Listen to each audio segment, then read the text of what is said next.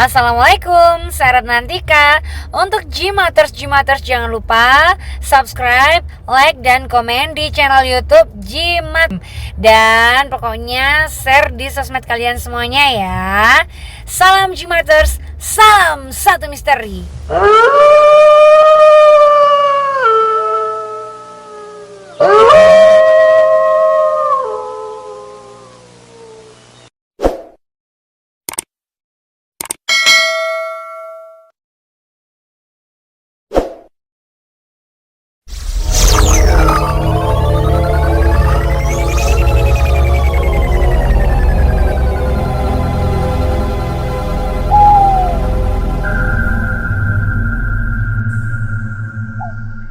Kembali tim Cimat punya cerita dengan judul Geteh Pengarep Pemutus Sang Rogoh Nyawa, episode Jerangkong, seri yang terakhir.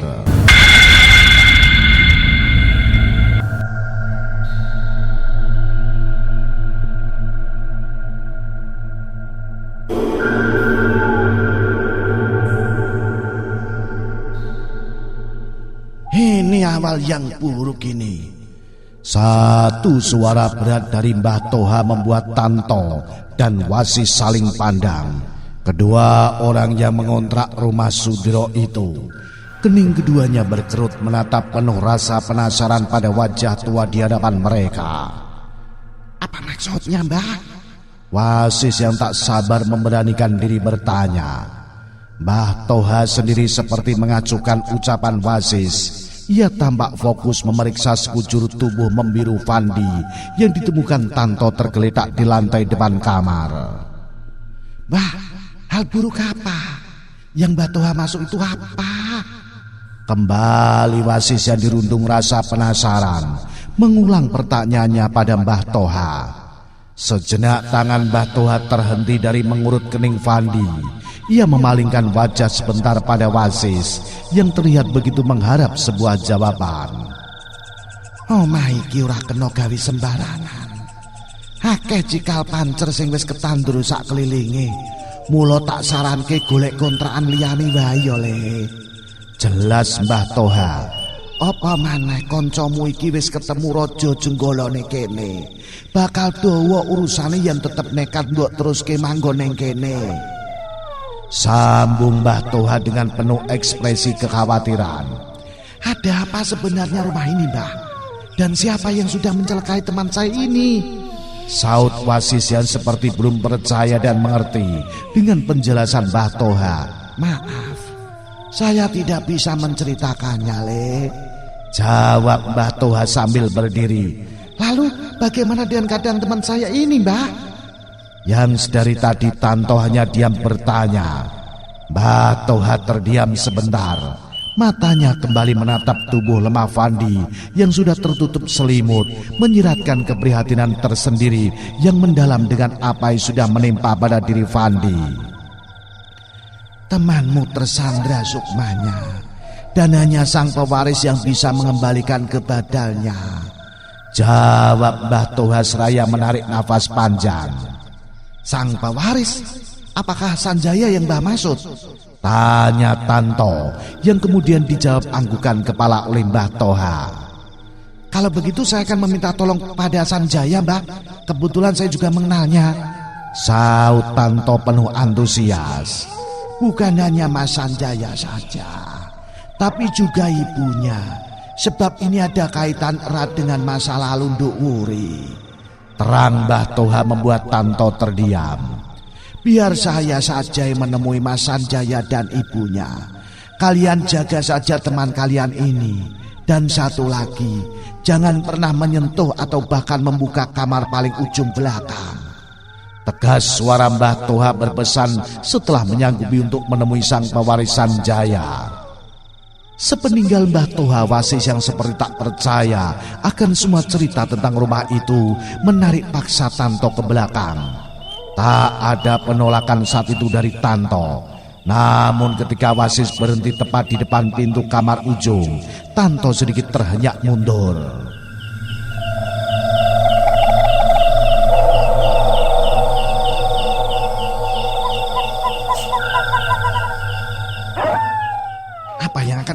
kan, Sis? Sedikit bergetar suara Tanto melihat kenekatan Wasis. Aku tak percaya jika ada setan bisa mencelakai manusia. Lagian kenapa juga dengan kamar ini? Kok sampai nggak boleh disentuh? Wasis dengan tegas mengutarakan rasa ketidakpercayaannya dan bersikeras ingin membuka pintu yang sudah 20 tahun lamanya tertutup. Tapi ketika tangannya baru menyentuh gagang pintu, Tanto dengan cepat menepisnya. Jangan gila kamu. Apa bukti Fandi yang sudah seperti ini belum cukup untuk membuka pikiranmu? Tanto dengan cepat menarik mundur Wasis dari depan pintu dan menyeretnya kembali ke depan. Apa-apaan kamu ini? Aku hanya ingin membuktikan apa benar dalam kamar itu ada makhluk yang sudah mencelakai Fandi itu saja, ujar Wasis bersungut-sungut. Terserah. Kamu mau percaya atau tidak, tapi yang jelas dengan adanya keadaan Fandi seperti ini, saya harap kamu jangan menambah urusan tambah runyam. Ingat, kita hanya tamu di sini. Tegas kalimat yang diucapkan Tanto sebelum ia beranjak ke kamar depan di mana tubuh Fandi terbaring.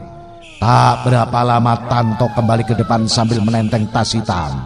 Ditatapnya lekat-lekat Wasis yang duduk terdiam dan menyandar di sofa sebelum menyerahkan HP milik Fandi ke tangannya.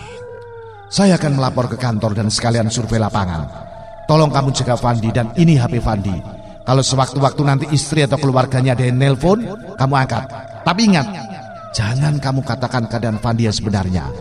Pesan Tanto pada Wasis yang hanya menerima HP milik Fandi tanpa menyaut ucapan apapun. Kalau ada apa-apa kabari. Sekali lagi Tanto berpesan sebelum beranjak meninggalkan rumah itu, guna mengurus pekerjaan yang seharusnya mereka bertiga. Namun dikarenakan keadaan Fandi maka Tanto terpaksa mewakili kedua temannya.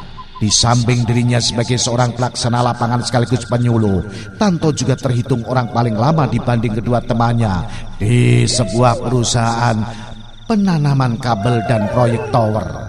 Sepeninggalan Tanto, Wasis masih terdiam di ruang tamu. Ia masih termenung dengan segala rasa tak percayanya.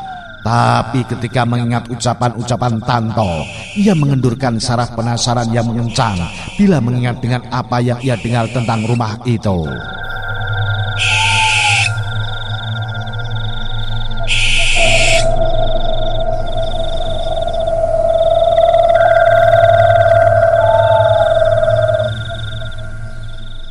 Sementara itu, setelah beberapa jam melewati jalanan ramai, sepi, dan mengitari perbukitan kecil, Mbah Toha akhirnya bisa merenggangkan otot-ototnya yang kaku saat sepeda motor yang memboncengnya berhenti di halaman sebuah rumah joglo bergaya ciri khas Jawa.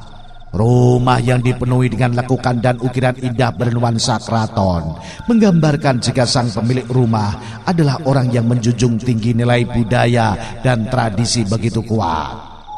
Mbah Toha yang tahu tentang siapa dulunya pemilik rumah itu sedikit sungkan saat berjalan ke teras berpilar kayu jati berlekuk ukiran. Langkahnya pelan penuh hati-hati yang diikuti seorang pemuda pemboncengnya. Dengan memberanikan diri Mbah Toha mengetuk pelan daun pintu tebal yang mengkilap. Sejenak Mbah Toha bersabar menunggu sampai akhirnya terdengar sautan lembut dari dalam, lalu disusul terbukanya daun pintu. Mbah Toha dan sang pemuda seketika menunduk penuh hormat saat muncul di hadapan mereka sesosok wanita ayu bergelung selaras dengan kebaya batik dan kain jarik sebagai bawahannya. Mbah Toha, monggo masuk Mbah. Pelan dan penuh wibawa suara wanita anggun mempersilakan tamu yang sudah dikenalnya. Mbah Toha mengangguk pelan dan langsung mengikuti langkah gemulai wanita yang sebenarnya terpaut jauh usianya lebih muda. Akan tetapi dengan beberapa alasan membuat Mbah Toha yang lebih tua seakan lebih menghormatinya.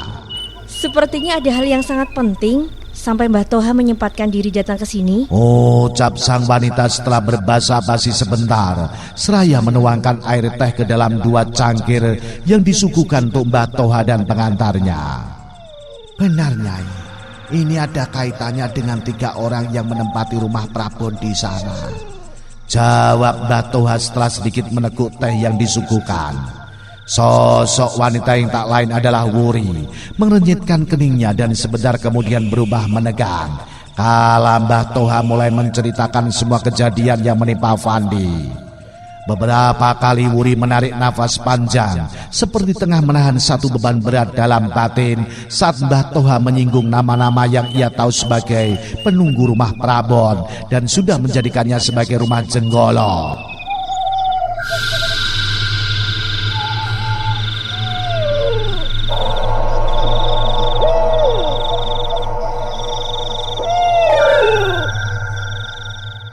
Suasana sesaat hening. Setelah Mbah Toha selesai bercerita, ia menunduk menunggu Wuri yang terdiam seperti tengah mencerna semua cerita dari Mbah Toha. Yang mau tidak mau memaksa ia mengulas balik peristiwa demi peristiwa di rumah itu, sampai membuat matanya panas dan menggulirkan dua air bening tanpa terasa. Maaf Mbah, untuk urusan ini saya akan bertanggung jawab dengan Sanjaya. Tapi karena Sanjaya masih pergi, jadi saya menunggu Sanjaya dulu Mbah. Sebentar Wuri mengusap air matanya, seraya menatap Mbah Toha dengan seolah senyum yang dipaksa membuat Mbah Toha terlihat iba. Ucap Wuri sedikit parau. Mbah Toha terlihat mengangguk pelan, mengerti dan menyadari dengan apa dan semua yang tengah dirasakan sosok Ayu Trah terakhir Engko Sasmito, yang juga pemegang pusaka simbol awian lenggang dari penguasa pesisir selatan.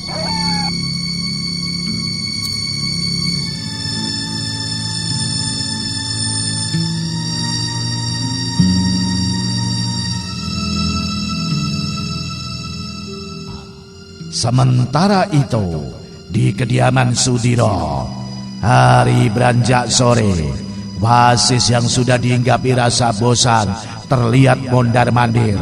Sesekali matanya menatap gerbang tak berpintu, berharap Tanto segera datang. Namun dari langit dengan semburat kemerah-merahan sampai beraksur tertutup awan hitam, orang yang ditunggunya tak juga muncul. Bahkan sudah tak terhitung ia mencoba menghubungi lewat HP, tapi sayang juga tak bisa tersambung dengan Tanto. Bosan, penat dan jengkel membaur di benak Wasis. Ia kemudian memutuskan menutup pintu dan berniat untuk mandi. Akan tetapi ketika kakinya berada tepat di depan pintu kamar ujung, lagi-lagi rasa penasaran menghinggapinya. Terdiam Wasis menatap pintu yang tinggal berjarak 2 langkah dari tempatnya berdiri, seperti sedang menimbang-nimbang antara keraguan dan rasa penasarannya.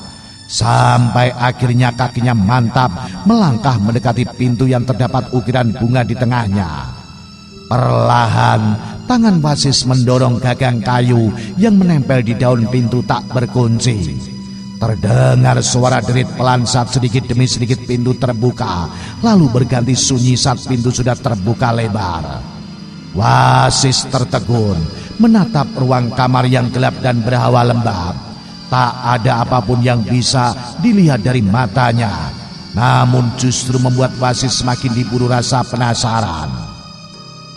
Apa yang ada dari kamar ini sampai-sampai tak boleh dibuka?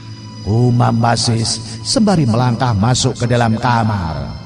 Wasis kembali mengedarkan matanya, menatapi seluruh ruang kamar yang gelap. Saat itu ia sudah berada di dalam kamar, tapi lagi-lagi ia tak menemukan apa-apa. Sesaat sebelum Wasis yang sudah berniat meninggalkan kamar itu, tiba-tiba matanya dikejutkan 2 kelipan berwarna merah tepat lurus di depannya. Seketika Wasis mengurungkan niatnya untuk meninggalkan kamar. Ia beralih dan tertarik dengan 2 larik kerlipan yang dirasa menarik baginya.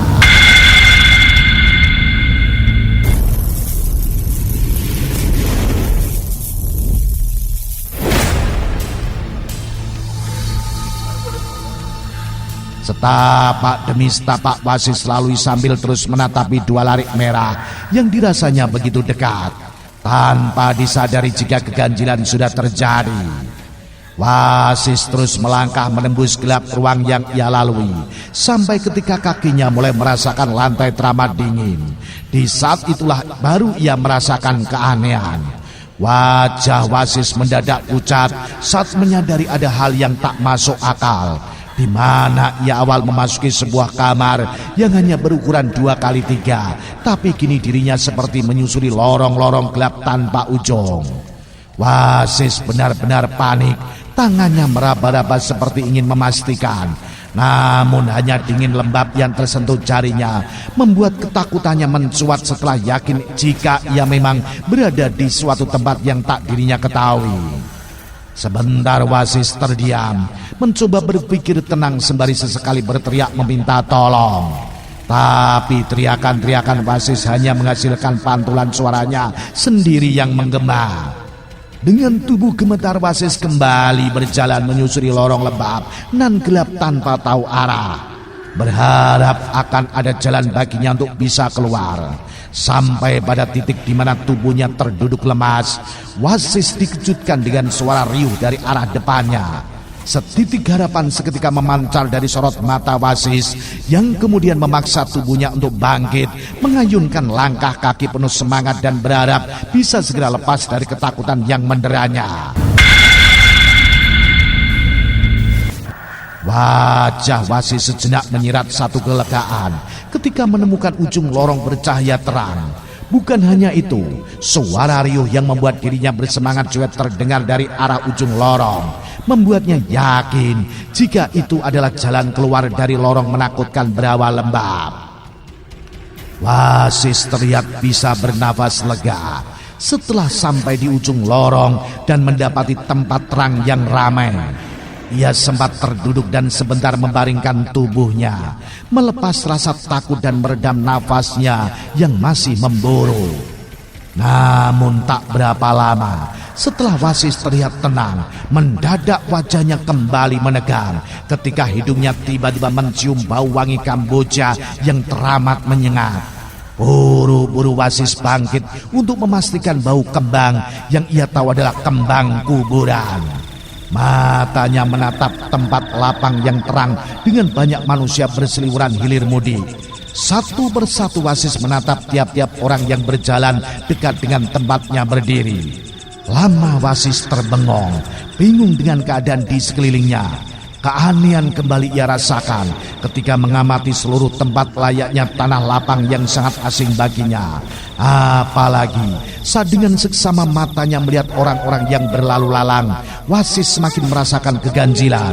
Di mana wajah dan kulit tubuh mereka semuanya putih memucat serta terdapat bulatan hitam di mata luarnya. Tapi yang membuat tubuh Wasis seketika merinding ketakutan adalah bau wangi bunga Kamboja ternyata bersumber dari tubuh mereka.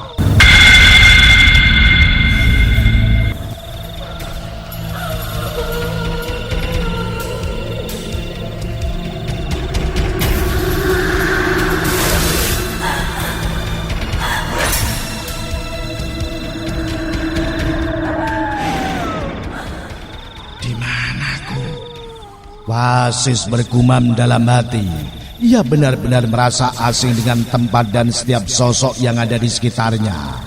Suatu tempat berhawa lembab tanpa Wasis tahu arah timur dan barat. Perlahan Wasis yang sudah tersusupi rasa takut melangkahkan kakinya, melewati dan bersimpangan dengan sosok-sosok berwajah pucat serta tubuh beraroma wangi bunga Kamboja. Mereka berjalan berlalu lalang dengan diam.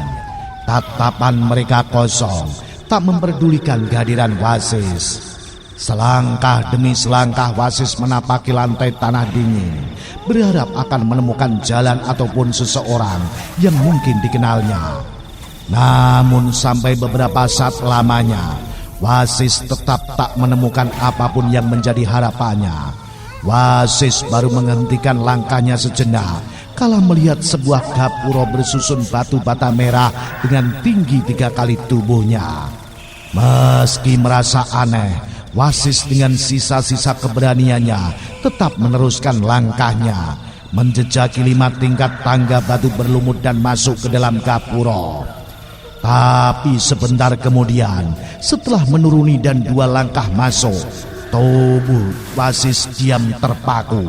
Matanya terbelalak menatap ngeri puluhan sosok di dalam gapura. Sosok-sosok bertubuh jangkung, kurus, kering, kerontang, tanpa daging, dan hanya seperti tulang berbalut kulit berwarna hitam gelap. Namun saat sosok-sosok itu bersamaan menatap Wasis, kengerian kembali terlihat dari bola-bola mata mereka yang putih rata. Lutut Wasis seketika bergoyah, tubuhnya gemetar hebat, takutannya memuncak. Manakala sosok-sosok yang menyadari kehadirannya perlahan mendekat, langkah mereka pelan tak bersuara seolah tak berpijak tanah. Wasis tersungkur tertunduk dengan lutut menopang. Sekilas ia masih melihat kaki-kaki kurus hitam tinggal beberapa jengkal dari tempatnya sebelum sesuatu ia rasakan melilit kuat tubuh lemahnya. Wasis mencoba mencari tahu tentang apa yang membekap tubuhnya. Ia mengangkat wajahnya, melihat lembar-lembar putih yang entah datangnya dari mana tiba-tiba sudah menempel kuat. Ia berusaha memberontak dengan sisa tenaga yang tak seberapa, namun sia-sia. Sebentar mata Wasis menatap lurus ke depan, di mana dari sebuah bangunan seperti pendopo keluar sesosok tinggi, 2 kali lebih tinggi dari sosok-sosok yang berada di depannya. Matanya menyorot putih tajam sebesar kepalan tangan, menunjukkan satu amarah yang meletup saat kilat-kilat merah menyambar di sekitaran tubuhnya.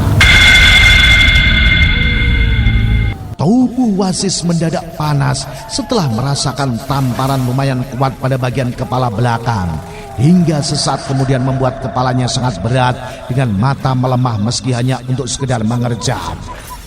Kuat, tubuh Wasis terhempas ke tanah, membuatnya kembali tersadar dan membuka mata perlahan. Rangan dan lenguan pertama kali yang keluar dari mulut Wasis saat merasakan tulang-tulang di tubuhnya seperti remuk. Ia hanya mampu terbaring lemah sambil meringis sebelum beberapa tangan mencengkram lengannya dan cepat-cepat menyeretnya menjauh dari tempat itu. Bocah ora sopan, kakean polah, kewanen, kemendel. Ucapan-ucapan dan umpatan keras dan sengit mendadak memenuhi rongga telinga Wasis, membuatnya kembali berpikir dan berusaha memulihkan ingatannya. Sedikit demi sedikit Wasis mencerna, mencoba mengenali sekitar tempatnya kini berada. Ingatan Wasis sebentar terbantu dengan beberapa sosok yang berdiri membelah kakinya, menyandarkannya jika ia kini tengah terduduk menyandar di tembok dinding teras. Meski belum sepenuhnya mengerti tentang apa sebenarnya yang tengah dirinya alami, tapi Wasis kini tahu dan yakin bahwa ia telah berada di alam nyata. Bertambah keyakinannya saat melihat dengan jelas salah satu sosok yang baru saja mengumpat dirinya dengan sengit, yaitu Mbah Toha. Wajah Wasis bertambah lega dengan kemunculan seorang teman kerjanya, Tanto, yang mendekati dan menyodorkan segelas air putih padanya. Syukur sis, kamu selamat. Nih, minum dulu. Wasis segera menerima segelas air yang disodorkan tanpa menghiraukan ucapan Tanto. Tapi baru 2 teguk mendadak Wasis memuntahkan air di mulutnya. Wajahnya menegang menatap Tanto yang terlihat santai. Air apa ini toh? Tanya Wasis lirih sambil mengusap lidahnya pelan. Ini air sudah didoain sama beliau biar kamu bebas dari pengaruh setan yang memburumu. Saut Tanto seraya menunjuk sesosok lelaki bersorban yang berdiri berdampingan dengan seorang lelaki muda tengah menghadap sebuah pohon besar nan tinggi menjulang. Udah, kamu habisin aja. Jangan dipikir rasanya, yang penting kamu bisa pulih kembali. Tanto kembali menyodorkan gelas berisi sisa air yang tadinya tak ingin Wasis minum lagi. Namun setelah mendengar penjelasan Tanto, Wasis akhirnya memaksakan diri meneguk habis sambil meringis. Setelah merasa lebih baik, Wasis kembali mencoba mengingat kejadian demi kejadian yang ia alami. Dari awal sampai akhir ia menuntut, tapi sebelum semua terekam dengan memori otaknya, ia dikejutkan dengan suara bising disertai gemuruh angin dari pohon besar yang berada di hadapan 2 sosok lelaki bersorban dan lelaki muda. Cepat, bawa temanmu masuk ke dalam. Satu perintah tegas dari suara nyaring sosok perempuan yang berdiri di samping Mbah Toha menambah rasa tegang mencekat dalam diri Wasis yang baru saja sedikit dan sebentar merasakan kelegaan. Sepintas Wasis masih bisa melihat ketegangan dan suasana mencekam tempat itu sebelum Tanto memaksa mengangkat tubuhnya dan memapah masuk ke dalam. Namun dalam batin Wasis yakin jika yang terjadi di halaman belakang itu ada kaitannya dengan apa yang baru saja ia alami.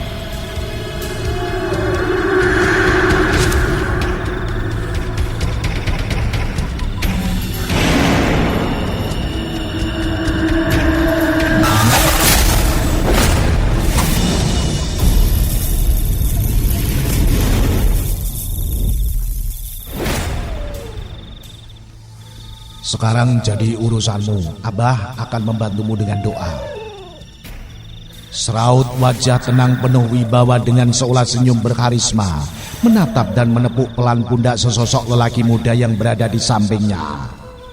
Meski keadaan saat itu di halaman belakang, tepatnya di depan sebuah pohon besar nan tinggi menjulang, sangat mencekam. Namun tak tersirat sedikit pun rasa takut di wajah sesosok lelaki bersorban yang perlahan mundur menjauh dari tempatnya berdiri bersama sang lelaki muda, memberi kesempatan pada sang pemuda untuk merampungkan urusannya.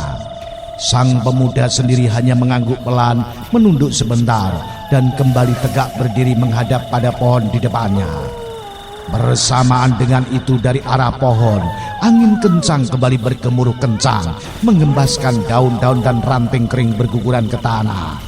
Tak hanya itu, satu helaan nafas kemudian dari balik pohon tua yang tinggi menjulang, bau gosong menyengat tiba-tiba tercium pekat, menjadi awal kemunculan puluhan siluet hitam melayang dan berdiri mengelilingi sang pemuda. Kini nampak jelas wujud dari puluhan sosok yang sudah tegak, meski hanya terpapar cahaya redup dari lampu teras.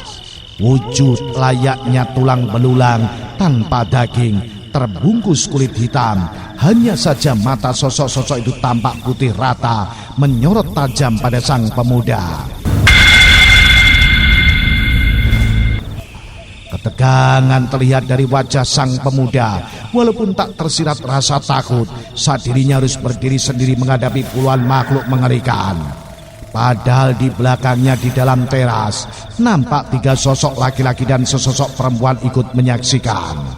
Dari keempat orang itu hanya wajah sosok perempuan berkebaya hitam dan bersanggul tampak menggurat kecemasan, sebab dirinya tahu yang tengah dihadapi sang pemuda bukanlah makhluk sembarangan.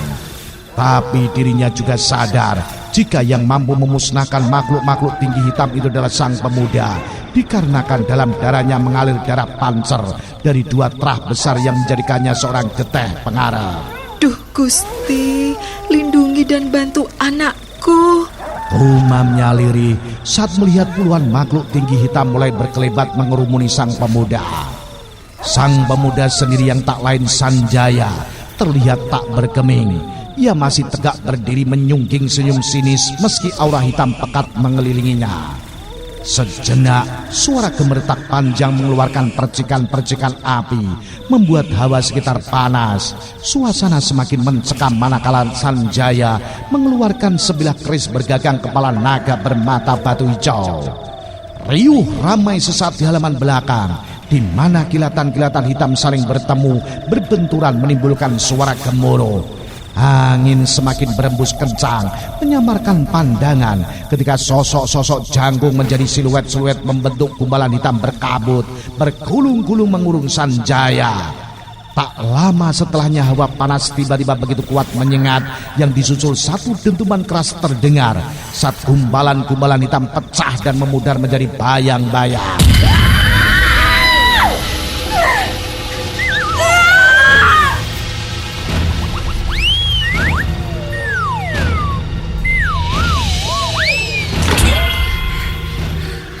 Kelegaan sejenak terpancar dari wajah merah Sanjaya melihat puluhan sosok jangkung hitam yang mengeroyoknya sirna. Namun itu tak bertahan sampai 5 tarikan nafas, sebab sebentar kemudian mendadak kabut-kabut hitam lebih tebal dan pekat muncul bersama liringan bola-bola api memancar putih dan menghadam Sanjaya. Sanjaya terpekik, terkejut dengan kekuatan besar di balik bola-bola api itu. Hingga saat kembali benturan tak terhindari, tubuh Sanjaya terpental jauh ke belakang.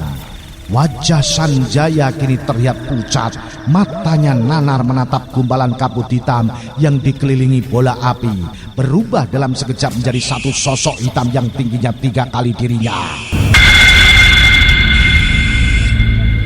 Sosok dengan sepasang mata putih rata sebesar kepalan tangan terdengar mengeram hebat, seperti sedang menahan sebuah letupan amarah.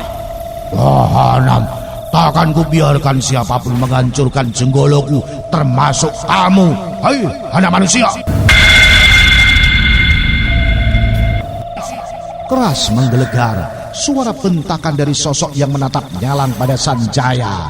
Bukan hanya Sanjaya saat itu terlihat panik, tapi juga pada ketiga sosok yang berdiri menyaksikan dari teras. Hanya satu sosok yang terlihat masih tenang, wajah dari seorang lelaki berbadan tegap yang terhitung dan memiliki gelar Ahlul Bait. Sanjaya perlahan bangkit setelah mengusap darah yang keluar dari bibirnya. Rasa sesak serta nyeri di dadanya seolah tak terasa lagi ketika mendengar amarah sosok mengerikan di depannya. Ia kembali menggenggam erat keris kecil berkepala naga yang berada di tangannya, bersiap dengan segala kemungkinan yang bakal terjadi selanjutnya. Sanjaya, teteskan darahmu pada keris itu, cepat. Sedikit terkejut Sanjaya mendengar suara melengking di belakangnya. Suara yang sangat ia kenal milik ibunya. Seketika mengingatkannya akan pesan awal sebelum ia dan ibu serta sang Ahlul Bait gurunya datang untuk membebaskan rumah Prabon yang dijadikan jenggolo oleh sosok jerangkong yang kini ada di hadapannya. Sadar akan hal itu, Sanjaya mundur 2 langkah. Lalu dengan setengah memejamkan mata, ia menggoreskan ujung keris pada tangannya. Seketika darah merah mengalir dari bekas goresan, walau tak deras namun cukup untuk membaluri ujung keris hingga pada lekukan ketiga. Tawa keras dari sosok hitam sesaat menggema melihat kesiapan Sanjaya.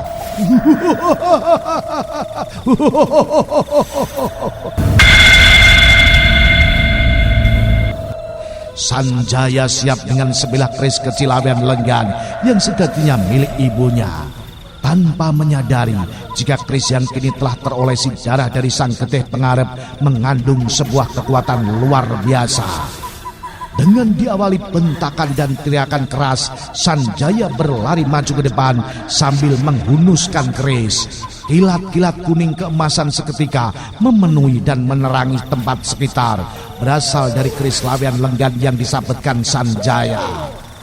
Kini riuh desungan angin bercampur kilatan berasap kembali memenuhi halaman belakang. Entah berapa kali letupan-letupan kecil terjadi saat kilatan keemasan menghantam gumbalan hitam yang melindungi tubuh jangkung sosok jerangkong. Sampai akhirnya di satu kesempatan, Sanjaya yang tepat berada di depan sosok jerangkong menerjang kencang dengan hunusan keris ke tubuh hitam jerangkong. Seketika itu asap hitam membumbung tinggi sebelum suara layaknya ledakan dan geraman terdengar keras membahana sampai menggetarkan sekitar halaman.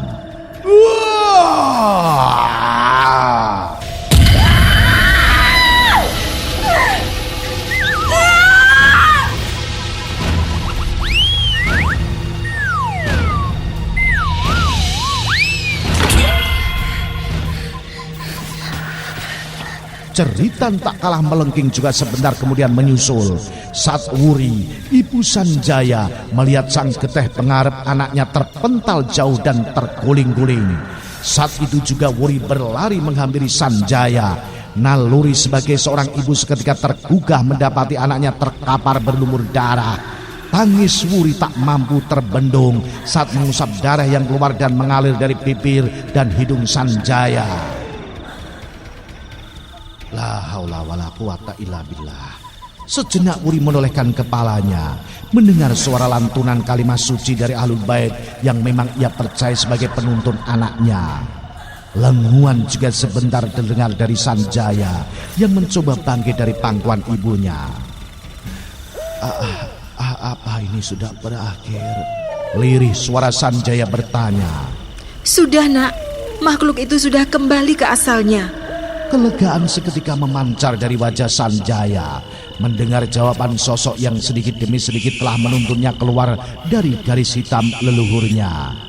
Akan tetapi baru saja Sanjaya yang berjalan tertatih dengan dibantu ibu dan gurunya baru memasuki teras, mereka dikejutkan satu teriakan dari dalam. Buru-buru ketiganya masuk dan memastikan yang terjadi.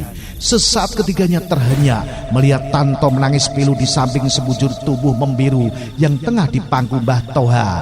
Tubuh itu kaku meregang, matanya melotot, mendongak ke atas seolah merasakan sakit luar biasa sebelum napasnya terputus. Pandi, Pandi. Tanto masih begitu histeris melihat kematian Pandi yang tak disangkanya. Innalillahi wa inna ilaihi raji'un, ucap sang Ahlul Bait ketika ikut memeriksa keadaan Pandi yang benar-benar sudah tak bernyawa. Sanjaya dan Wuri terlihat saling pandang. Bibir keduanya sama-sama keluh melihat satu korban lagi akibat kutukan lemah Ireng Jolosuto. Meskipun kini Jenggolo sudah berhasil dihancurkan oleh Sanjaya, namun harus dibayar nyawa Pandi sahabat Sanjaya. Wasis yang belum sepenuhnya pulih terlihat bibirnya bergetar melihat sahabatnya meninggal dengan tragis. Air matanya deras mengalir tanpa ia sadari. Jiwanya sangat terguncang saat itu hingga hanya isakan yang mampu keluar dari tenggorokannya.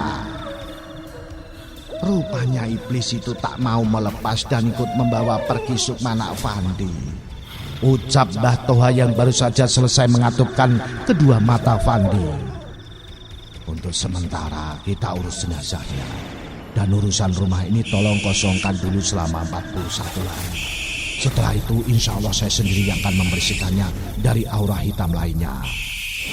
Demikian sang Ahlul Bait sejenak menarik nafas panjang setelah berucap, kemudian menatap tubuh Pandi yang sudah tak bernyawa untuk melantunkan doa membuat yang lain terdiam mengamini. Nah, itulah akhir cerita Geteh Pengarep Sang Pemutus Rogoh Nyowo episode Jerangkong. Saya Ki Banu Asmoro bersama sang penulis Masrullah Fakih.